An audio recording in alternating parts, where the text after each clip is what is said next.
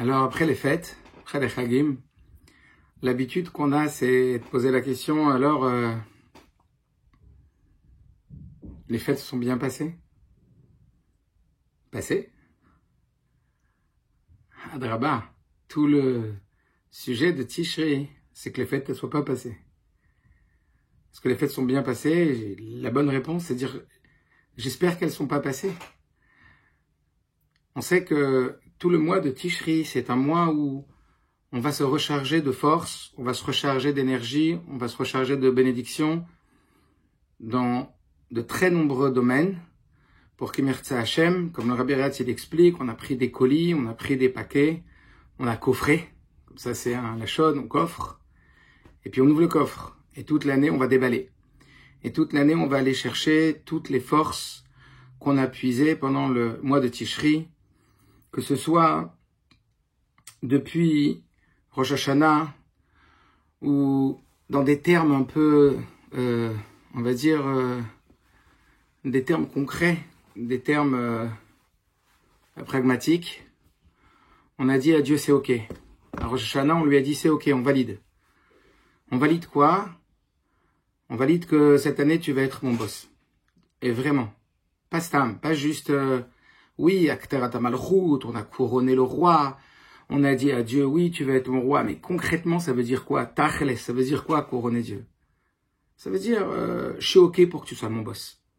Je suis ok pour que dans de nombreux domaines, je travaille pour toi, je suis à ton service et j'écouterai.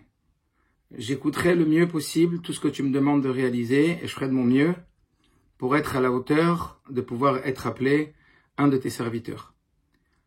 Alors après, il vient Timea Tchouva, que maintenant qu'on a décidé d'être un serviteur, alors c'est maintenant qu'il faut se nettoyer, maintenant que quand on est embauché dans une boîte qui est très chachouve, très importante, alors c'est là qu'il faut mettre un beau costume. Dans les grandes sociétés, on ne travaille pas si on n'a pas un beau costume, on ne travaille pas si on ne sent pas bon.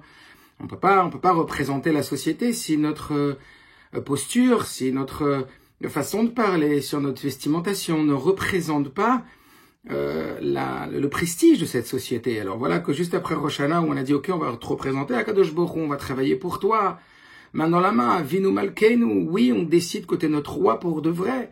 Alors maintenant, on doit se nettoyer, et grâce à Dieu, Kadosh Baruch Hu, il attend que ça, et il est ok pour qu'on se nettoie, et il est ok pour nous pardonner tout ça. Comme on l'a dit je ne sais combien de fois, c'est ton passé qui t'empêche d'avancer, maintenant vois de l'avant, tout est effacé, arrête de penser au passé, maintenant décide de changer, décide d'avancer, c'est maintenant que ça se passe. Et avec toute la dimension qu'il y a derrière Yom Kippour aussi, le Inyan que bien plus et bien plus haut que la purification, il y a l'élévation, la proximité avec Dieu que Yom Kippour représente, la Neila, le moment où Dieu il ferme la porte avec nous dedans comme en Yeridout, comme quand on allait chez le Rabbi et qu'on rentrait dans le bureau du Rabbi. Imaginez-vous, vous rentrez dans le bureau du Rabbi et là le Rabbi ferme la porte à clé et il vous dit il n'y a plus que vous et moi, personne d'autre. Chayav Adam Lomar Bishvili Nivra Olam. Un homme, il doit dire, pour moi, le monde, il était créé, c'est une Mishnah Meforeshet. Et comme une personne m'a dit un jour au Rabbi, elle s'est excusée, elle a dit au Rabbi, je suis vraiment désolé de prendre votre temps. Le Rabbi lui a répondu, sachez que quand un juif, il rentre dans mon bureau, alors il n'y a plus que lui qui compte pour moi sur terre. Ça veut dire, vraiment, chacun doit sentir que, waouh, on a vécu cette Yechidout, on a été avec Akadosh Baruch Hu, on a proclamé Shema Israël, Hashem wa Elokim, Hashem wa Elokim. Donc on a vécu cette fusion, on a vécu cette union, cette proximité avec Akadosh Baruch Hu. Et puis vient après la fête de Sukkot, la fête du Nisuch HaMaim, du Nisuch HaYain, la fête de la Simcha, que comme c'est expliqué, que cette Simcha, elle va se répandre tout au long de l'année. Cette Simcha d'abord a été choisie, Atabachartanu Mikol Amim, Chag Simchatenu, prendre conscience que Akadosh Baruch Hu, il nous a choisi dans sa team, Akadosh Baruch Hu, il nous a choisi dans son staff. Akadosh Baruch Hu, il veut de toi. Même si des fois nous, on veut pas de nous-mêmes parce qu'on est, on va dire, quelque peu gênés par nos agissements, par nos comportements, par différentes choses. Mais Be'emet, Akadosh Baruch Hu, il proclame, Ata bachartanu mikol ha'amim, ha'afta otanu veratzita banu, veromamtanu, veshimcha gadol va'akadosh enu karata. Prendre conscience de ces mots, ne pas seulement réciter ces mots, mais vivre ces mots. Tu nous as choisis, tu nous as élus, tu nous élèves, et ton nom, et tu l'as posé sur nous, nous sommes les représentants de toi.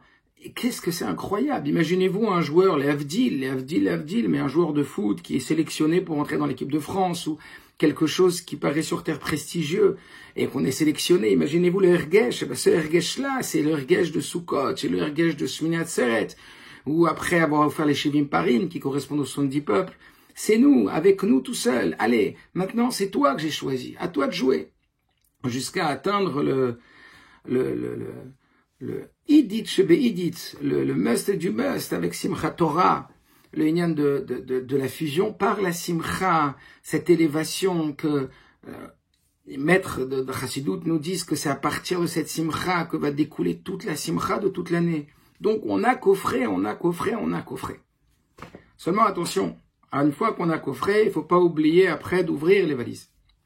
Il y avait comme ça un petit machal, et je le reprendrai par rapport à un jeune homme que j'ai rencontré au Mikvé pendant les fêtes de Sukkot. Je lui dis alors, ça se passe bien Sukkot, tu t'occupes de ta femme, de tes enfants, tu travailles? Il me dit non, on travaille pas, sauf si c'est les horaires vraiment, mais sinon on travaille pas. Donc j'ai décidé de me consacrer à 100%, j'ai mangé avec ma femme à et je m'occupe de mes enfants, on va sous la souka, etc. Après il m'a dit gentiment, voilà, là je suis à fond. Mais alors après, dès que les fêtes finissent, faut plus me parler. Vous connaissez cette expression? Faut plus me parler. Keilou, après, je rentre dans le monde du travail, il n'y a plus personne. Alors j'ai souri, je me suis dit, bon, je vais lui répondre plus tard. Et je lui ai répondu pendant un Fabringen. Je lui ai répondu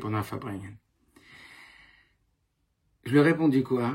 Je lui ai dit, tu sais, un jour, il y a eu un inventeur qui a créé un train très, très, très performant, très puissant. Et ce train, il a été donc inauguré par des responsables, par des hauts fonctionnaires, par des ministres, etc. Ils sont rentrés dans le train. Et voilà qu'ils apprécient énormément l'esthétique, le confort du train. Puis au moment où le train il doit démarrer, alors ça sonne.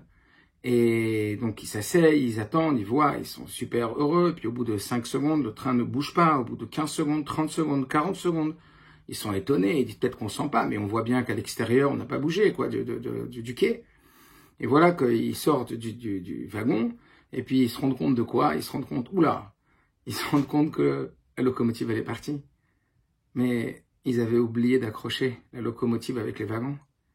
Ça, c'est Shabbat Bereshit. Shabbat Bereshit, c'est le moment, comme le Rabbi dit, c'est le Ma'avar, c'est la transmission entre le mois de Tishri et toute la suite du mois de Cheshvan, qui est le début des wagons. Et comme on nous dit que l'essentiel, c'est de faire descendre Tishri dans Cheshvan et dans les autres mois de l'année. Ça veut dire, n'oublions pas le passation, n'oublions pas le lien. C'est pour ça que c'est Marcedek qui dit, que tous les rabbis m'y ramènent, que tout descend au moment de Shabbat Bereshit. Donc on a vécu Shabbat Bereshit, cette transmission qu'on va maintenant utiliser. Alors je lui ai dit à mon ami, tu sais, imagine, tu fais une formation pour utiliser un CRM ou pour utiliser un logiciel, et puis que cette formation, elle va nécessiter d'arrêter de travailler pendant 1 mois. Chodesh Yamim. 1 mois, tu vas t'arrêter de travailler pour être formé. Extra. Tu vas devenir hyper performant. Mais imaginez-vous qu'il revient après au travail au bout d'1 mois, et puis qu'il reprend à bosser comme avant. Il n'arrive pas à se défaire de ses habitudes, il a toujours travaillé à l'ancienne, alors il bosse à l'ancienne. Comme les gens, ils n'arrivent pas à se mettre sur l'ordinateur, ils n'arrivent pas à utiliser de nouvelles technologies, alors ils traînent, ils rament. Ce qui pourrait leur prendre même pas 2 minutes, ça va leur prendre 20 minutes. Ils n'arrivent pas à envoyer des mails, donc ils continuent à envoyer des lettres, imaginez-vous. Et ben là, il a fait cette formation, mais au bout d'1 mois, il revient comme avant. À quoi bon? Alors à ce jeune homme, de façon globale évidemment, je lui dis, tu sais, tout le but de Tishri, c'est d'être quelqu'un de différent complètement, parce qu'avoir reçu des nouvelles forces, avoir pris des nouvelles décisions, avoir reçu des brachot d'Akadosh Baruch Hu énormes par toutes ces mitzvot qu'on a faites. Chaval, tu dois te poser la question, on doit se poser la question. C'est quoi moi avant Tishri? Et ça sera quoi moi après Tishri? Et puisqu'on est déjà après Tishri, se poser la question, c'est quoi le mois d'après Tishri? C'était quoi le mois d'avant Tishri? Ce sera quoi le mois? C'est quoi le mois d'après Tishri? Et cette question, elle va nous aider beaucoup à se remettre en question sur la modification de ce qu'on va attendre, de tout ce qu'on a vécu et de tout ce qu'on a réalisé, de tout ce qu'on a proclamé, de tout ce qu'on a crié haut et fort, que ce soit Rosh Hashanah, que ce soit Yom Kippour, que ce soit les Slichot, que ce soit Shmini Atzeret, Hoshana Rabbah, que ce soit Simchat Torah, tout ça. Maintenant, tu donnes quoi? Mais évidemment que si tu passes un mois à la formation, si tu passes un mois à t'initier, c'est pour arriver au travail complètement différent. C'est pour descendre complètement différent. Parce que oui, le but, c'est de descendre. Oui, le but, c'est de rentrer dans le monde. Et ça, c'est pas un chidouche. Mais c'est de rentrer dans le monde avec des nouvelles forces. On dit que chaque année, chaque Rosh Hashanah, des nouvelles forces ont été et sont distribuées à chacun en particulier des forces qu'il n'a jamais reçues depuis la création du monde, puisque ces forces n'ont jamais existé depuis la création du monde. Donc, dites-le vous, je suis censé avoir reçu des forces nouvelles que jusqu'alors je n'avais pas. Que vais-je en faire? Comment ma nouvelle version, comment mon nouveau moi va pouvoir apparaître cette année? Qu'est-ce que je vais faire de tout ce que j'ai vécu? Ça, c'est un petit peu, je veux dire, Agdama, en introduction à la réflexion de ce soir. Voilà, donc maintenant on y est, Bereshit, création du monde, il y aurait de quoi aussi beaucoup dire sur Bereshit. Maintenant, on doit vivre avec son temps, comme l'Admour HaZakani dit, c'est vivre avec le contenu de la paracha de la semaine. Alors on va réfléchir avec une notion parmi d'innombrables notions et d'innombrables messages que la Torah, que Dieu nous transmet au travers la Torah de notre paracha de Noach. Alors on va voir ce soir un point qui m'est très très très cher et je pense qu'il a beaucoup modifié ma vie et qui continue à la modifier puisque c'est un travail constant que ça nécessite. Adopter un certain état d'esprit. Je vais parler ce soir d'adopter, alors j'ai envie de dire un nouvel état d'esprit, mais si je dis un nouvel, ça voudrait dire qu'on n'avait pas cet état d'esprit, peut-être que vous l'avez déjà. En tout cas, chez moi, ça s'est appelé un nouvel état d'esprit. Après, on va réfléchir comment l'installer, cet état d'esprit. Mais on va d'abord en parler. Alors, vous faire un tout petit résumé de la parashat Noach pour que chacun puisse savoir de quoi on va parler. Comme vous le savez, Noach va se trouver le seul et l'unique humain à respecter les règles divines et à se comporter tel un être humain devrait se comporter. Akadosh Baruch Hu, il va décider d'inonder le monde d'eau par le Maboul, afin de purifier le monde, afin de raffiner le monde. Et à partir de là, Noach va sortir de la Teva, et on va parler de ça ce soir, la sortie de la Teva de Noach. Lorsque Noach va sortir de la Teva, il va se passer un incident. Il va se passer un événement particulier, et à partir de cet événement et à partir de certains mots que la Torah utilise, on va s'interroger et on va arriver à la réflexion que je cherche à ce que l'on est ce soir. Alors je vous lis dans la Torah cette petite partie donc de la Torah, c'est Perek Tet, le passouk qui nous dit comme ça. Alors, je vous le dis en français directement. Donc les trois fils de Noé, c'était, donc vous le savez, c'était Ham, Sham et Yafet. Alors il nous dit comme ça le passouk. Noé était le maître du sol. Il se rendit indigne en plantant une vigne. Il but du vin et s'enivra. Il se découvrit au milieu de sa tente. Donc voilà que Noach, il sort, il plante une vigne, il avait pris dans la Teva, je ne vais pas entrer dans les détails, il va planter cette vigne, il va boire du vin, il va boire beaucoup de vin, il va se dénuder. Et à ce moment-là, Ham, le père de Kenan, donc un de ses fils, vit la nudité du père. Donc Ham, son fils, il voit la nudité du père. Puis, il rapporta à ses deux frères au dehors. Ça veut dire, qu'est-ce qu'il fait Ham? Il voit son père qui s'est dénudé et il va le raconter à ses frères. Shem et Yafet, donc ces deux autres fils de Noach, les frères de Ham, prirent la couverture, la posèrent tous les deux sur les épaules, ils marchèrent à reculons, couvrirent la nudité de leur père, tandis que leur visage était détourné, de sorte qu'ils ne virent pas la nudité de leur père.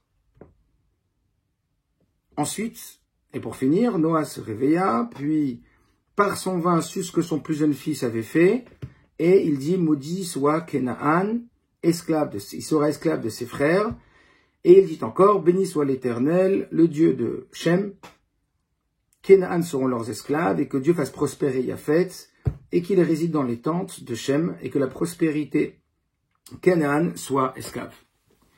Alors, juste vous dire ces quelques mots, 2-3 mots en hébreu pour que vous compreniez bien de quoi on va parler. En hébreu, ça donne ça.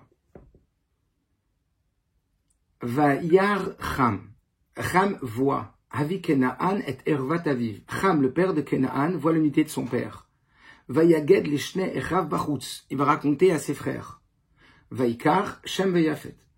Shem veyafet vont prendre et Simla, donc une robe. Vayasimu al shechem shnehem. Ils nous ont mis sur les épaules. Vayel roi Haronit. Essayez de vous imaginer. Ils marchent en arrière. Vayechesu et Ervat Avim. Ils couvrent la nudité de leur père. Upnehem Haronit. Et le texte nous dit, la Torah nous dit, et leur visage est aussi retourné. Ve'ervat aviem l'oraou. Et la nudité de leur père, ils ne virent pas. Sur quoi on va s'arrêter? Sur a priori la répétition de ce dernier verset. Le verset nous dit, Shem et Japhet, ils ont pris une robe. Ils les ont mis sur les épaules, ils ont marché en arrière. Vous imaginez bien que s'ils marchent en arrière, c'est pour ne pas voir la nudité de leur père. Ils couvrent la nudité de leur père. Leur visage était retourné, donc même quand ils le couvrent, ils ont le visage retourné. Et là, pour finir, Ervat Aviem l'oraou. La nudité de leur père, ils ne l'ont pas vue. C'est évident que la nudité de leur père, il l'a pas vue. Pourquoi la Torah elle a besoin de nous dire, quand on sait combien chaque mot de la Torah est précieux, et qu'il y a derrière chaque mot de la Torah un message, pourquoi Ervat Aviem l'oraou? Pourquoi nous dire, et la nudité de leur père, ils n'ont pas vue? Il est évident qu'ils n'ont pas vue. Le texte nous dit déjà bien avant, dans ce pasouk. Alors ça va être ça la question. Ervat aviem l'oraou. Qu'est-ce que ça veut dire, la nudité de leur père, ils n'ont pas vu? Ça veut dire quelque chose d'autre. Quelque chose d'autre que juste le sens simple. La nudité de leur père, ils n'ont pas vu. Alors pour comprendre ça, on va aller voir un peu plus tôt, dans la même paracha, donc parachat Noach, on va aller voir un peu plus tôt une formulation pas des moindres anodines. Quand on parle de Noach, qui va amener, donc vous le savez, tous les animaux dans l'arche pour se protéger, sous le commandement de Dieu, il nous dit qu'il va amener des animaux purs, et puis il nous dit qu'il va amener des animaux qui ne sont pas purs. Habema asher enena tehora. Des animaux asher que enena tehora qui ne sont pas purs. Alors pourquoi il y a marqué qui ne sont pas purs? Des animaux qui ne sont pas purs. La logique aurait voulu de dire, il a pris des animaux qui sont purs, et il a pris des animaux qui sont impurs. Il y a Tahor qui veut dire pur, et Tamé. Et sur ça, le Talmud, la Gemara dans Psachim, elle s'arrête, Dav Gimel, et elle pose une question. Elle dit, attends. On le sait encore une fois, chaque lettre, chaque mot a une importance capitale. Pourquoi le verset à plusieurs reprises, dans le début de Parashat Noach, nous dit, Abema asher enena tehora, qui n'est pas pur. Pourquoi pas dire impur? De là, la Gemara nous dit, Ikem Shmona Otiot, la Torah a décidé de rajouter 8 lettres en plus pour utiliser un langage naki. Pour utiliser, on va dire, un langage sain, un langage propre, un langage positif. De là, le texte de nous apprendre qu'il va falloir, première leçon, parler de façon positive. Vous savez, je ne vous apprends pas que lorsque je vous dis ne pensez pas à un éléphant bleu, n'y pensez pas à un éléphant bleu, hein. La seule chose que vous avez dans l'esprit, c'est l'éléphant bleu. Parce que le cerveau ne fait pas la différence entre le oui et le non. Il écoute le mot. Donc quand je dis il n'est pas méchant. Quelque part, on a identifié cette personne, même sans le vouloir, à la méchanceté. Parce que le cerveau ne capte pas le oui ou le non, il capte le mot qui est dit. Ça veut dire que la Torah nous apprend que la parole a une puissance exceptionnelle. Cette puissance de la parole, ce n'est pas seulement un mode d'expression, la parole, mais c'est un mode d'amplification. Dans la chassidoute, je ne vais pas détailler maintenant, mais la parole a ce rôle de ce qu'on appelle amplificateur. C'est comme un ampli. Ça veut dire que quand vous allez, par exemple, raconter à un proche un événement assez sensible qui vous est arrivé, ben le simple fait d'en parler va amplifier votre émotion. Il vous est arrivé je ne sais quoi, et puis vous en parlez à une personne proche, et puis au fur et à mesure que vous allez en parler, que ce soit quelque chose de positif ou de négatif, et ben la parole qui est malchoute va amplifier, jusqu'à tel point que quand vous racontez, vous risquez d'avoir les larmes aux yeux, parce que les larmes, ce sont justement l'expression d'une émotion débordante. Comme ça l'explique la chassidoute. Quand on pleure, c'est une émotion qui déborde. Donc qu'est-ce qu'on vient nous dire? Attention, parle de façon positive. Et ça, c'est une première leçon qu'on apprend dès le début de la Torah. Attention, sache que de façon générale, il va falloir que tu arrêtes de dire ce que tu ne veux pas et dire plutôt ce que tu veux. Quand on a un sujet qui nous dérange, un comportement d'une personne, où on a besoin de quelque chose, plutôt que de dire ce que tu ne veux pas, dis ce que tu veux. Plutôt que de t'exprimer dans la négativité, exprime-toi dans la positivité. Parce que je ne vais pas rentrer maintenant, j'en ai déjà parlé plein de fois, et vous avez déjà entendu plein de fois ce concept. Les paroles sont des ondes. Et ces ondes, elles ont une fréquence positive ou fréquence négative. Le fait d'exprimer des paroles positives va créer une fréquence positive. Quand je te demande, alors ça va bien, comment, on va parler de paroles positives. On sait très bien que des paroles positives, elles vont créer une atmosphère, des ondes positives. Quand on va faire des compliments à une personne, alors on va intensifier son bien. Alors que quand on fait une critique à une personne, imaginez-vous quand on fait une critique, ce que vous ressentez, même la personne qui dit la critique, l'expression de la critique, l'audition de la critique, elle va amener une atmosphère, une fréquence d'onde négative. Alors ça veut dire qu'on ne doit jamais faire de reproches. Ça veut dire qu'on doit toujours, alors petit 1, sache que oui, de façon générale, pose-toi la question. Ce que je voulais dire, comment je pourrais le dire de façon positive? Comment je pourrais, plutôt que de dire ce que je ne veux pas, dire ce que je veux? Le petit, il veut pas aller au lit. Mais j'en ai marre, tu veux pas aller au lit? Tu veux pas m'écouter? Est-ce que tu pourrais aller au lit, s'il te plaît? Oui, mais il n'écoute pas. Répète. Rabbi Ratiti répète. Mais répète positivement. Parce que quand tu répètes positivement, déjà, tu permets à l'autre de pouvoir réaliser ce que tu lui demandes. Et toi-même de ne pas te mettre dans cette négativité. Donc attention à la sélection de notre sémantique. Attention, dès maintenant, posons-nous les bonnes questions, réinitialisons notre système de programmation et par l'habitude et par la répétition, on va pouvoir commencer à l'installer comme un réflexe. Ça va prendre du temps, il faut le répéter et le répéter et le répéter, et puis on va se rendre compte que de faire des compliments, ça motive et ça active beaucoup plus l'élévation d'une personne que de lui faire une critique.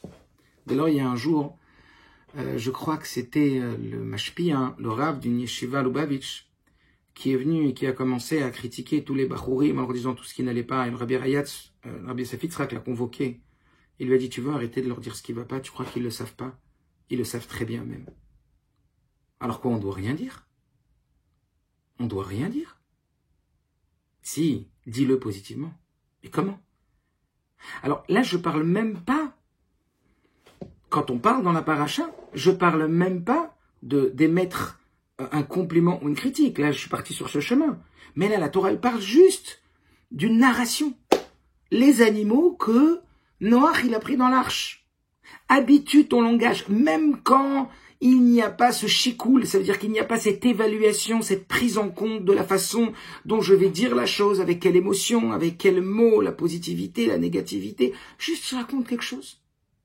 Soit dans le langage positif, dans tous les cas. Habitue-toi à avoir un langage naki. Habitue-toi à ne pas dire le mot impur. Dis le mot pur.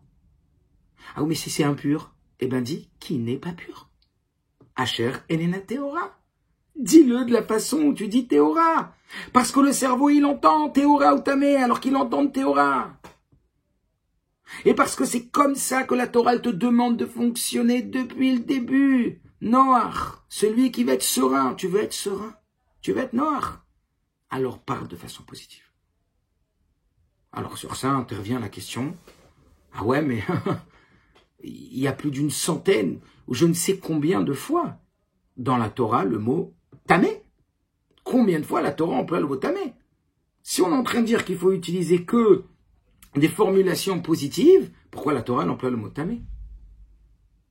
Alors, je vous passe beaucoup d'autres explications et beaucoup d'autres questions qu'il y a dans cette Gemara Psachim. Si vous voulez aller approfondir, ça serait une très belle chose. Mais la réponse que la Gemara donne est très pertinente et très simple. Et elle va évidemment nous aider au regard de la question préalable qu'on avait. La Gemara, elle va dire, regarde, lorsqu'il faut trancher la loi, lorsqu'il faut faire le clair sur la nature du comportement, tu ne peux pas faire l'économie d'employer le mot tamé. Il y a certes des situations où lorsque tu dois évaluer la nature d'un mot, la nature d'un comportement, la nature d'un agissement, pour ne pas qu'il n'y ait de quiproquo, pour ne pas qu'il y ait d'incompris, on n'a pas le choix que de dire le mot tamé. Donc cela signifie que quand il y a un psak halacha, lorsqu'il y a une décision à prendre sur l'évaluation d'une situation ou d'un comportement, on dira le mot tamé. Mais dans tous les autres cas de figure, on dira einena teora. Ça veut dire que de façon globale, on doit toujours parler de façon positive. Et lorsqu'il n'y a pas le choix parce que l'acte ou le comportement ou la situation doit être statué, pour ne pas qu'il n'y ait d'ambiguïté, il faut dire kasher ou taref. À tel point, la Gemara nous dit qu'il y a des situations où on voit qu'on a tranché la halakha et que juste après l'homme qu'on a appelé tamé, parce qu'on devait l'appeler tamé, il était lépreux, il avait un problème, donc on devait l'appeler tamé pour bien définir son statut. Juste après qu'on parle de lui, on ne dit plus tamé. On dit Asher Enator, qui est impur. Hop, on revient tout de suite. Comme le rabbi dit sur le côté gauche et le côté droit. Parfois, il va être dans le côté gauche. Mais on revient tout de suite au droit. Dans la quasi-totalité des cas, tu dois être dans la droite, dans le chesed. Tu dois exprimer positivement.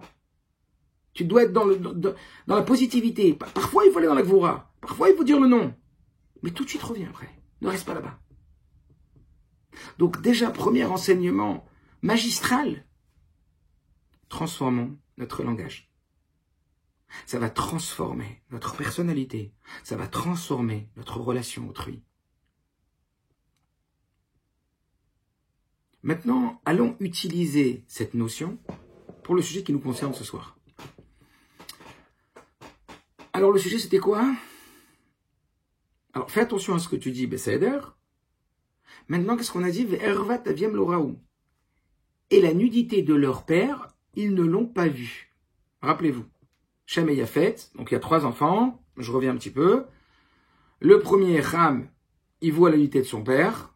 Le texte nous dit, il voit la nudité de son père, il va le dire à ses frères. Pour pas expliquer tout ce qui s'est passé derrière tout ça. Il y a beaucoup de choses.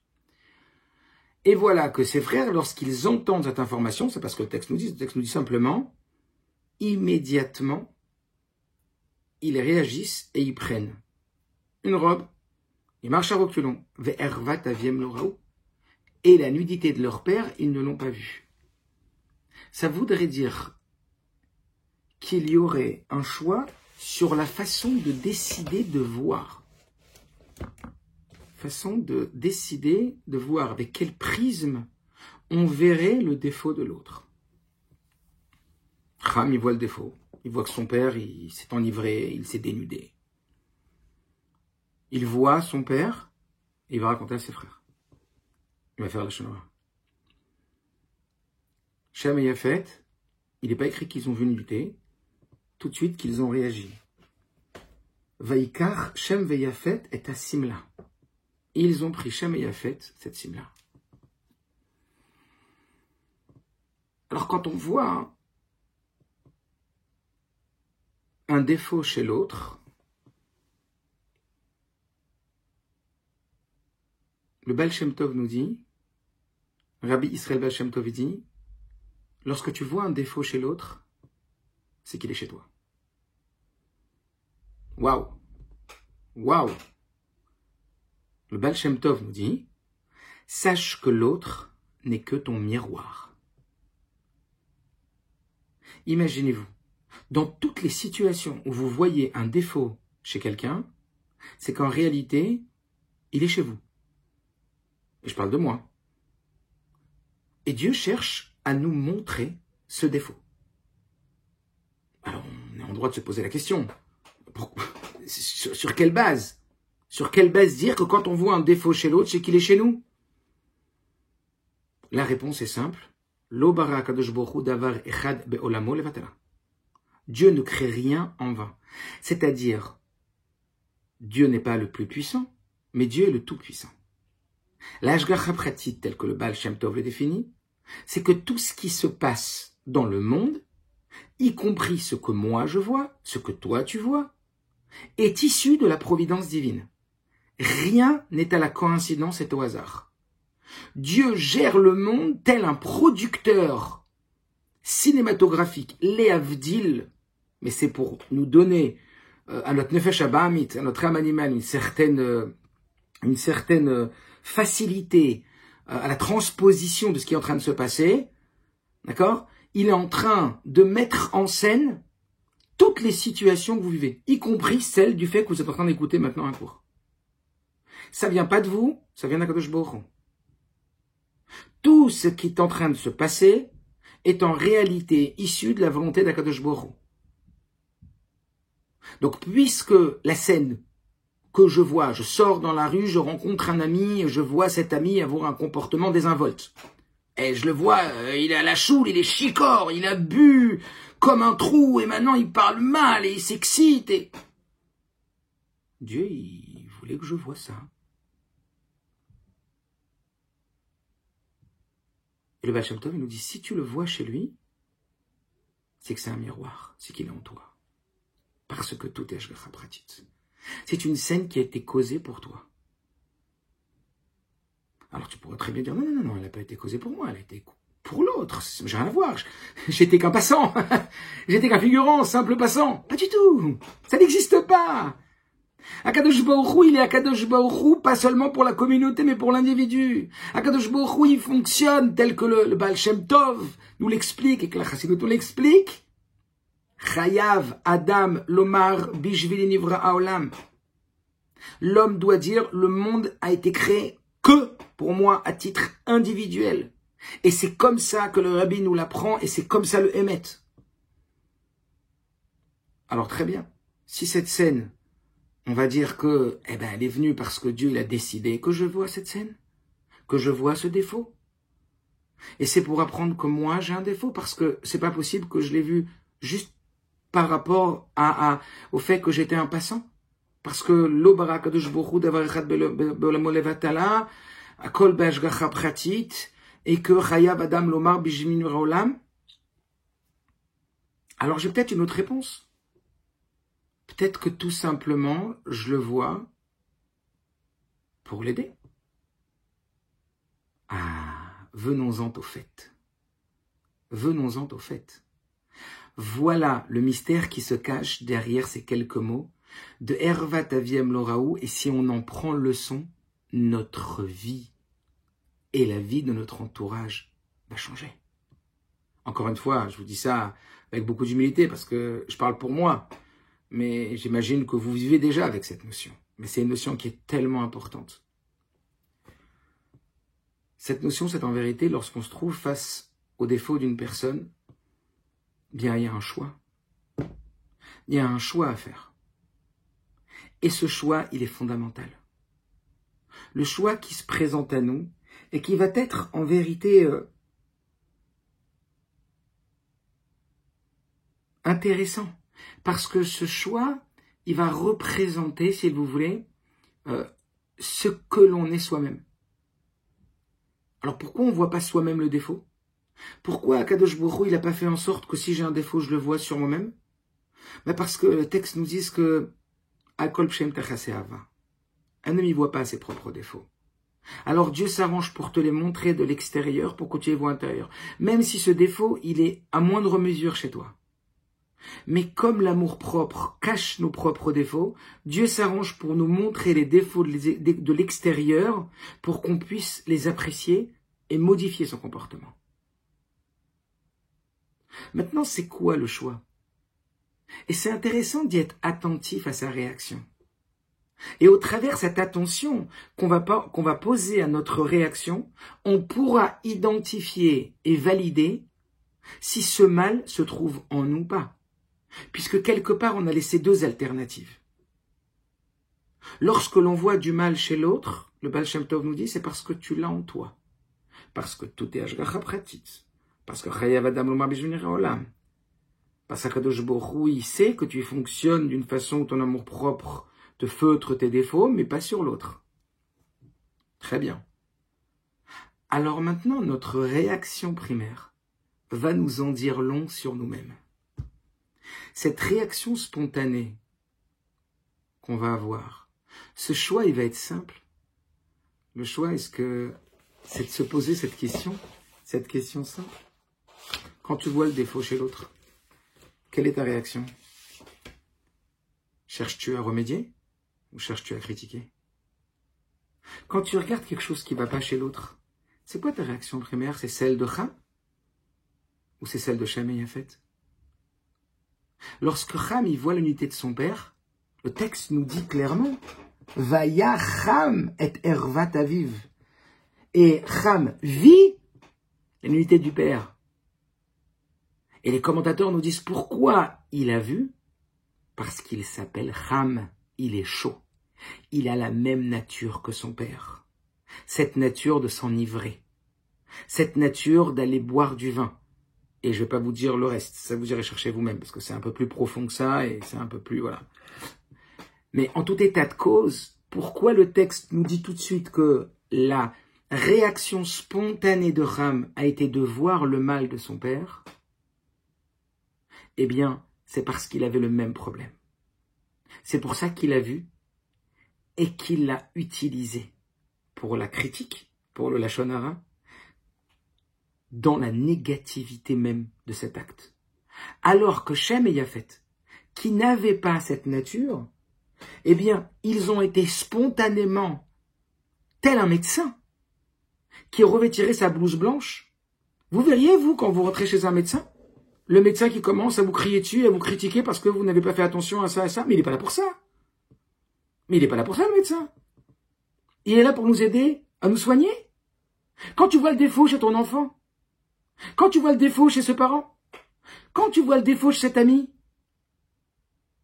quelle est ta réaction? Sur quoi tu te concentres? Sur le défaut ou sur la recherche de la réparation et de l'aide que tu pourrais lui apporter? Exactement le comportement de Shem et Yafet. Vaikar Shem et Yafet, tout de suite, dès qu'on parle, dès qu'ils ont entendu l'info, Shem et Yafet, dès qu'ils ont entendu l'info, ils se sont posé la question, qu'est-ce qu'on en fait? Ok, papa, il est tout nu. On a dû entendre. Exactement comme on l'a dit tout à l'heure sur le Lachon, sur la parole. Sur la parole, qu'est-ce qu'on a dit? Il faut parler que positif. Sauf quand c'est pour définir la nature d'une situation. Je peux pas me mettre mes œillères et me dire qu'il n'a pas de défaut. Je vais pas l'aider comme ça. Ah oui, mais si tu vois le défaut, c'est que tu l'as chez toi. Pas forcément. Si ta réaction primaire, c'est de t'agacer, si ta réaction primaire, c'est de voir son défaut, c'est-à-dire de se concentrer sur le défaut, sache qu'il est en toi. Peut-être à moindre mesure. Mais ça veut dire que tu dois faire ton analyse personnelle. Ça veut dire que le bon Dieu t'a envoyé un message. Après, libre à toi, hein, de dire n'importe quoi. Et de continuer à mettre tes œillères sur le bénéfice que nous pourrions tirer de cette analyse. Waouh, merci à Kadosh Baruch Hu de m'avoir montré mon défaut, je vais m'améliorer. Ouais. Parce qu'en vérité, celui qui nous montre notre défaut, c'est celui qui nous aide le plus à nous améliorer, à condition qu'il ait véritablement la volonté de nous améliorer. Ça, on peut être sûr qu'Akadosh Baruch Hu, c'est que sa volonté. Donc tu te rends compte, Dieu, tu contournes mon amour propre et tu me permets de voir ce qui ne va pas chez moi. C'est génial. Ça, c'est quand ma réaction, elle va être celle de m'arrêter sur ce mal. Tu te rends compte comment il boit celui-là? Tu te rends compte comment elle m'a parlé celle-là?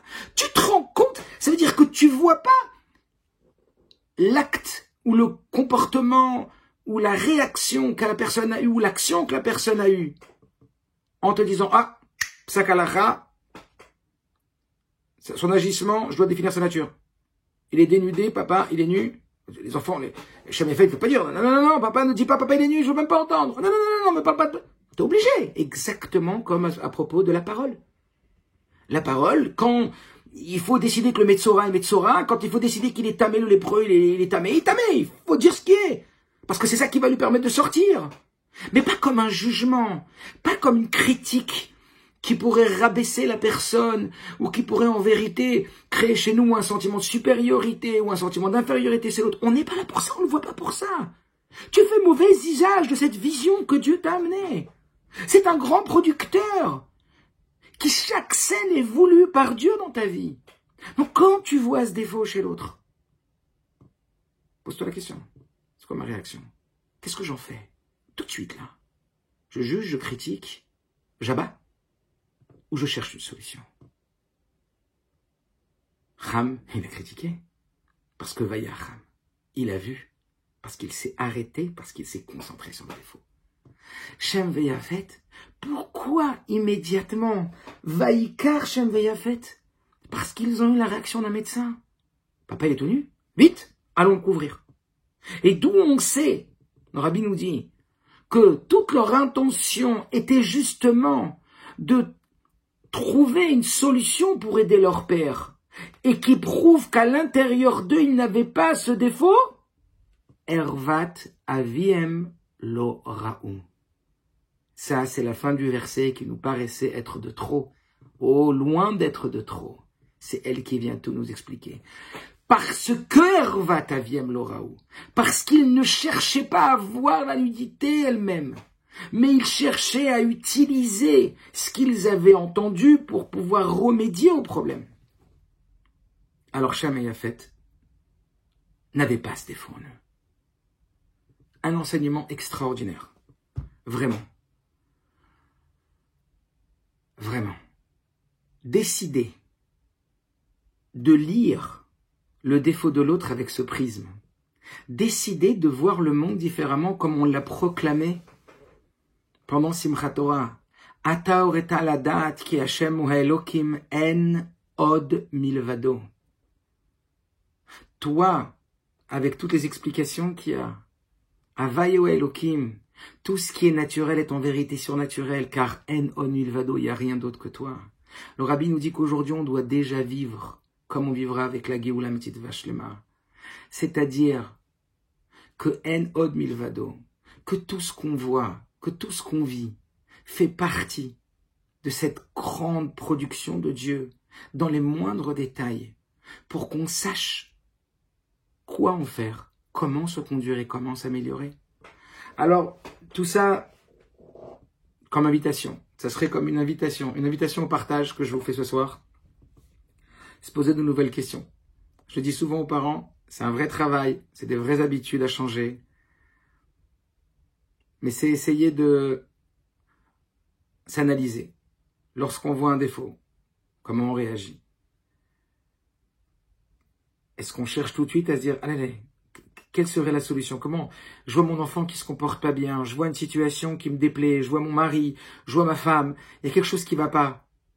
Comment je pourrais l'arranger? Alors non, je cherche pas ici, je me concentre pas sur ça.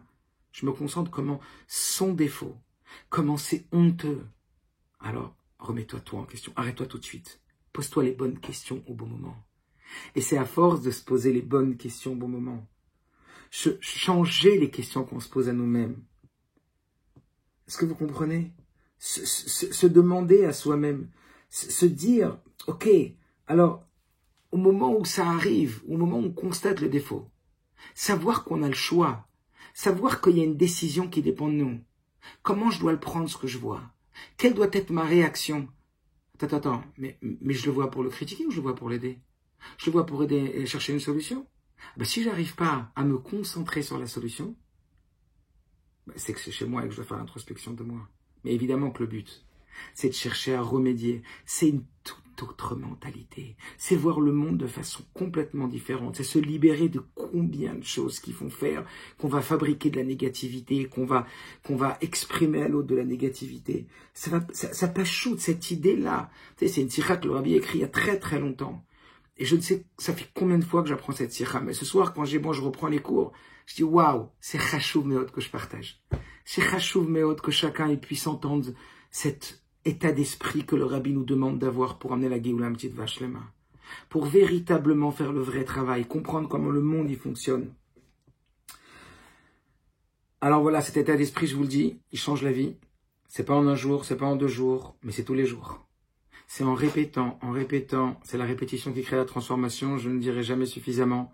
C'est en s'entraînant à avoir des nouvelles réactions, des nouvelles questions qu'on se pose, qu'on va véritablement modifier son prisme, sa programmation, qu'on va lire les choses différemment et qu'on va amener des solutions positives à toutes les situations. Et que Mirza Hashem, que chacun puisse en faire bon usage. Pour conclure ce soir, alors on peut dire qu'on aura parlé de 2 points essentiels. Le premier, c'est plutôt que de dire ce que tu ne veux pas, dis ce que tu veux. Plutôt que de dire tamé, dis enena taor. Sauf quand c'est un psakalacha, plutôt que de voir le défaut, vois la qualité. Plutôt que de voir, d'être dans la négativité, soit dans la positivité, multiplie la positivité. Sauf lorsqu'il y a la nature d'un événement à trancher, et que là, il ne faut pas qu'il y ait d'ambiguïté. Quand c'est pas bien, il faut le dire pour que ça change. Mais tout de suite après. À nous de savoir que nous sommes là, Asher bara Elokim la asot les taken. Akadosh Baruch Hu, il a créé un monde parfait, mais imparfait pour qu'on on le rende parfait. C'est-à-dire que Dieu nous a donné notre part à transformer les choses et que Mirza Hashem, on puisse d'abord se transformer soi-même, transformer les autres. Évidemment, ne pas attendre d'être parfait soi-même pour rendre parfait les autres, mais ne pas croire que parce qu'on essaie de parfaire les autres, on n'a pas de quoi se parfaire soi-même. Donc, Mirza Hashem, la meilleure façon d'aider les autres, c'est aussi de se parfaire soi-même. Donc, Mirza Hashem, chacun d'entre nous fasse ce travail au quotidien, d'essayer de se poser les bonnes questions au bon moment et de devenir médecin plutôt que juge, car El Dan El Ayechidi, et qu'on ressemble à Shem Veyafet et qu'on reçoive toutes les brachot de Shem Veyafet comme Noach leur a donné, et qu'on soit zoché de la Géoula Petite Vache Lema Bekarov Mamash. Kol Touf.